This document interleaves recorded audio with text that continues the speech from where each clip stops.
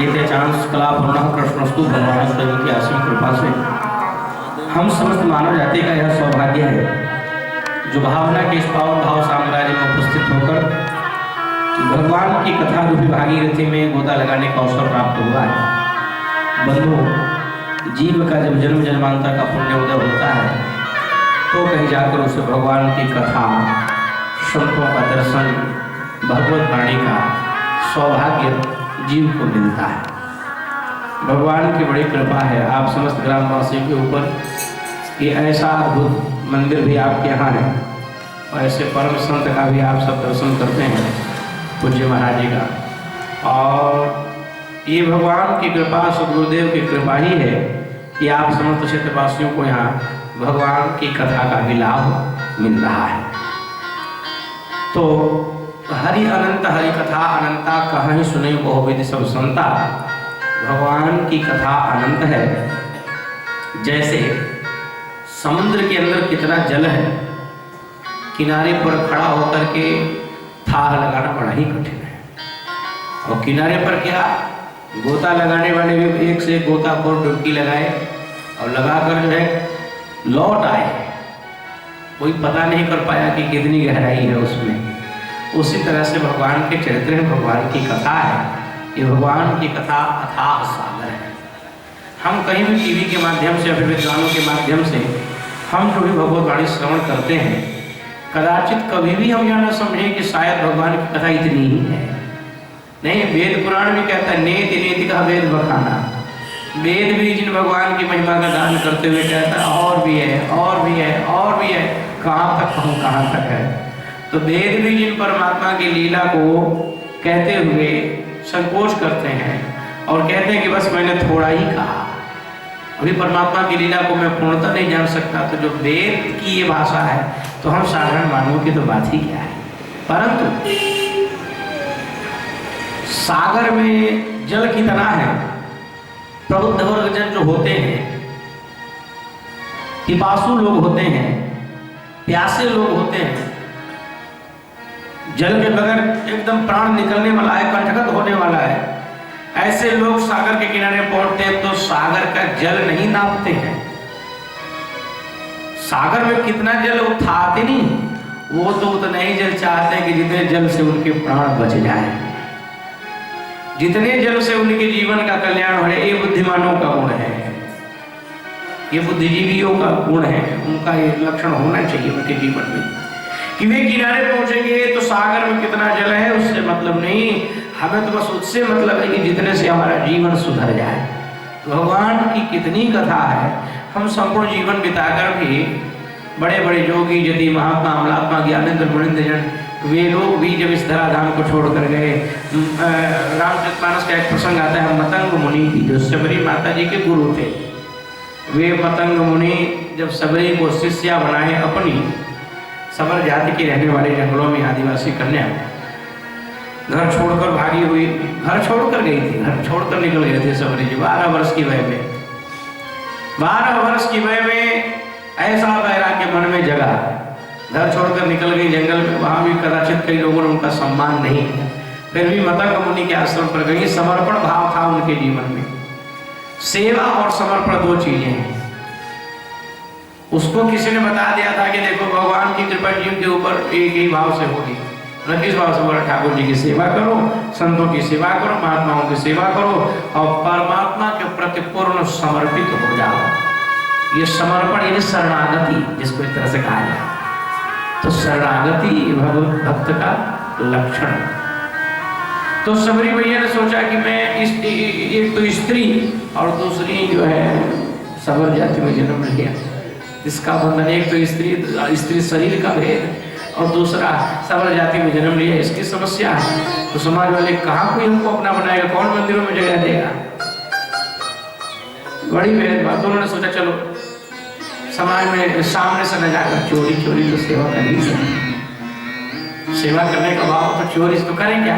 तो बोला जंगल में मतंग मुनि का आश्रम था, सबरी जी ने नियम बना लिया कि प्रतिदिन जाऊंगी, जाकर आश्रम झाड़ूंगी, पोछूंगी और हवन के लिए जो वहाँ बटुक लोग रहते हैं उनको संविधा की आवश्यकता पड़ती है, लकड़ी की आवश्यकता पड़ती है, तो लकड़ी तोड़ करके पहुँचा दूंगी, बस इतना ही सेवा।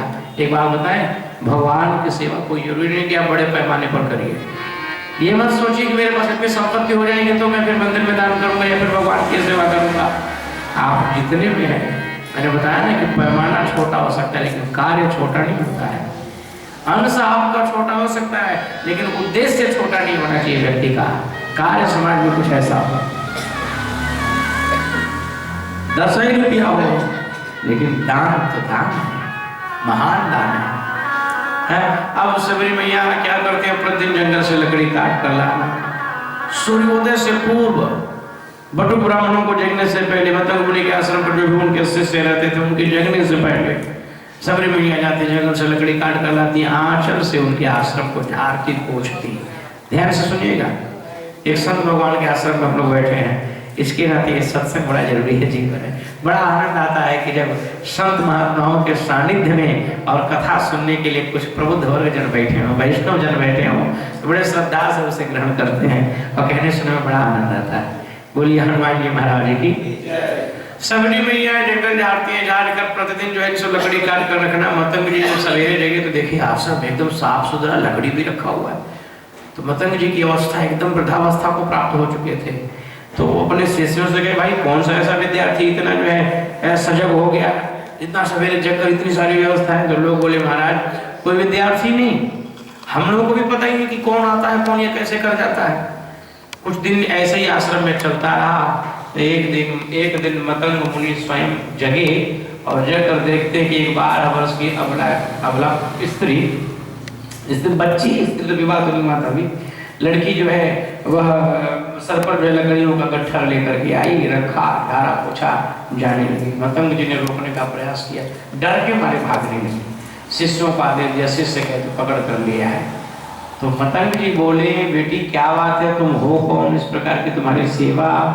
तो रोने लगी और रोते रोते अपनी पूरी घटना सुनाई कि बाबा जी हमारा विवाह तय हो चुका था, एक सबर जाति में तय हुआ था और हमारे ससुराल के लोग कहते हैं कि हम लोग विवाह में बकरी का मांस खाएंगे, भेड़ का मांस खाएंगे तो बिटिया स्वीकार करेंगे। हमारे घर में 50 बकरियां बंधी हुई थी। सवेरे मैं जगी तो देखने के बाद मैंने सोचा विवाह होगा एक मेरा और मेरे एक विवाह से समाज का कोई लाभ होने वाला है नहीं और निरपराध ये बकरियां जो मारी जाएंगी। उसी समय मेरे मन में वैराग्य हुआ कि मेरे एक विवाह से समाज का कोई लाभ नहीं और नहीं तो 50 निरपराध जाने रहेंगी। इसलिए मैंने प्रतिज्ञा कर लिया कि मैं विवाह नहीं करूंगी। घर छोड़ करके आई संत बनने के लिए। यहाँ भी बड़ी विडम्बना, ऊंच नीच छुआछूत भेदभाव की विडम्बना को लेकर के कई आश्रमों से मैं दुदकारी गई। बाद में बाबा मुझे किसी महात्मा मिले और महात्मा मिलकर हमसे यही कहे कि बेटा सेवा करो, समर्पण भाव भगवान के प्रति रखो, संतों की महात्माओं की सेवा करो, ऐसे ही नहीं सही चोरी से ही सेवा करो लेकिन करो। मतंग जी माथे पर हाथ रखे बोले, धन्य बिटिया तेरे जीवन में इतना त्याग, इतना समर्पण सेवा, फिर भी तुझे कोई नहीं अपनाता, हम तुमको अपनी शिष्या बनाते। सबरी माता ने कहा बाबा लेकिन ये समाज क्या कहे। मतंग जी ब्राह्मण थे, बोले समाज क्या है। मतंग जी बोले कि देखो समाज कुछ भी कहे, हमारा भी नाम मतंग है। हम मतंग कहते हैं हाथी को, और हाथी जब बड़े मस्ती के साथ चलता रहता है, आपने देखा होगा कुत्ते पीछे पीछे भौंकते रहते हैं। तो मतंग जी ने कहा कि आलोचना करने वाले, समाज की तुष्टिकरण की राजनीति करने वाले, समाज की आलोचना करने वाले हमेशा करते रहेंगे, लेकिन प्रबुद्ध वर्ग जनों का यह गुण होना चाहिए कि वे अपने कार्य को न त्यागें, अपने कार्य को करें। मतंग जी जाते जाते सबरे को कह गए कि हमारी उम्र बीत गई, लेकिन आज तक प्रभु हमको दर्शन नहीं दिए। लेकिन बेटिया न जाने क्यों मेरा मन ये कह रहा है कि एक दिन तेरे से मिलने भगवान जरूर आएंगे, ये मेरा मन कह रहा है। मैं दिव्य दृष्टि के द्वारा देखा, माथे पर हाथ रखा, वैष्णव बना दिया, दीक्षा दे दिया, मंत्र दे दिया। और रामचरितमानस की चौपाई की मंत्र जाप दृढ़ विश्वासा पंचम भजन सुदेव प्रकाशा। दृढ़ विश्वास के साथ गुरु प्रदत्त जो मंत्र हो जपा जाए तो परमात्मा उसी मंत्र के द्वारा ही जीव को मिलते हैं। और जीव को जब मिल जाते हैं ना तो वह जीव दोबारा किसी को कहने लायक नहीं रहता कि हमको भगवान मिले, उसकी स्थिति संसार से अलग हो जाती है। जैसे कि आपने योगियों को, महात्माओं को, संतों को देखा होगा, संसार में तो रहते हैं लेकिन अंदर से बिल्कुल खाली रहते हैं, शरीर से संसार से जुड़े और अंदर से बिल्कुल भगवान से भरे। बोलिए हनुमान जी महाराज की।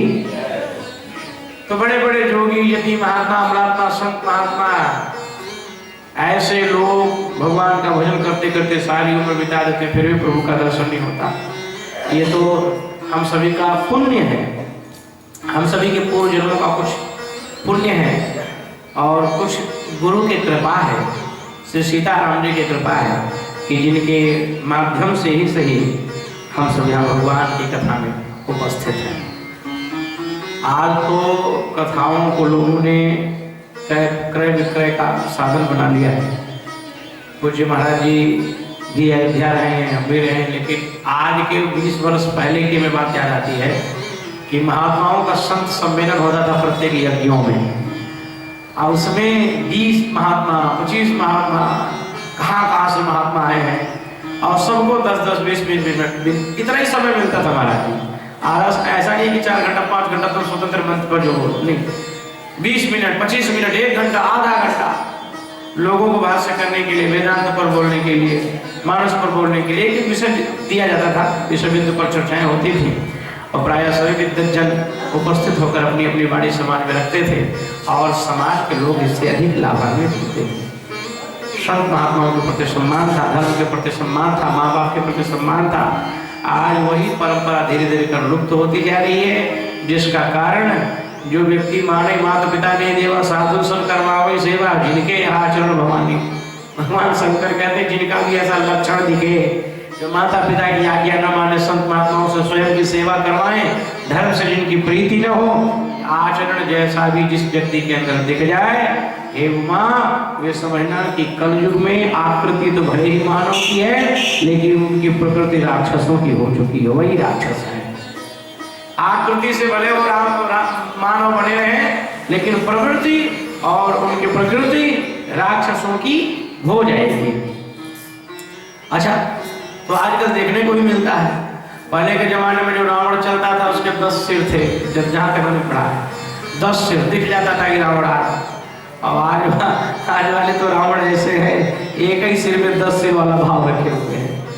आज वाले रावण को पहचानना बड़ा कठिन हो गया है। इसका संकेत क्या है? संकेत यही है कि आकृति बिल्कुल मानव की, लेकिन प्रवृत्ति राक्षसों की हो गई है। आदमी के अंदर जो है कि मानवता आदमियत खत्म होती जा रही है। तो जब व्यक्ति धर्म से जुड़कर नहीं रहेगा, परमात्मा की सेवा नहीं करेगा, आश्रमों से जुड़कर नहीं रहेगा, पुराण शास्त्रों का अध्ययन नहीं करेगा, ये सामने विद्या न तपो न दानम ज्ञान न शीलम, न विद्या न तप न दान न ज्ञान न आचरण, ते मृत्यु लोके भूरि भार होता। वो तो धरती का केवल भार है। ते नर पशु बिन पूछ समाना, वो पशु है, आदमी के रूप में दिखाई दे रहा है। भले ही आकृति उसकी इंसान की है, लेकिन प्रकृति उसकी एकदम पशुवत हो चुकी है। हमारे यहाँ भजन गाते हैं लोग, कई भजन भी कई महाराज जी ऐसा है खाटी वेदांत है। भजन को 4 लाइन के भजन में विद्वानों ने, कवियों ने वेदांत भर दिया। कहते हैं कि यूं भरने